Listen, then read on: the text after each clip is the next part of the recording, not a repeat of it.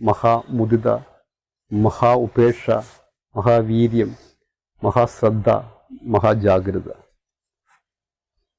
ബുദ്ധൻ എന്ന് പറയുന്നത് ഈ 8ഓളം മാനവീയ ക്വാളിറ്റി, മനുഷ്യത്വത്തിൻ്റെ ക്വാളിറ്റി, ഗുണം, അതിൻ്റെ ഏകരൂപത്തെയാണ് ബുദ്ധനെന്ന് പറയുന്നത്. അപ്പം ഇത് എല്ലാ മനുഷ്യജീവികളിലും, സ്ത്രീയോ പുരുഷനോ, ജന്മന നമുക്ക് ഈ ഗുണങ്ങൾ ജന്മന കിട്ടുന്നുണ്ട്. ഭൂമിയിൽ നമ്മൾ ജനിക്കുമ്പോൾ തന്നെ, നമ്മൾ മനുഷ്യനായിട്ട് ഉള്ളിൽ രൂപപ്പെടുമ്പോൾ തന്നെ ഈ ഗുണങ്ങളോട് കൂടിയാണ് നമ്മൾ പുറത്തേക്ക് വരുന്നത്. ആ ഒരു ഗുണത്തിൻ്റെ സംയോജിച്ചുള്ള പേരാണ് ബുദ്ധൻ. അപ്പോൾ ബുദ്ധൻ എന്ന് പറഞ്ഞാൽ ആരൊക്കെയാണോ ഈ ഗുണങ്ങളോട് ചേർന്നുള്ളത് അവരെല്ലാവരും ആരാണ്? ബുദ്ധന്മാരാണ്. അപ്പോൾ മനുഷ്യജീവികൾ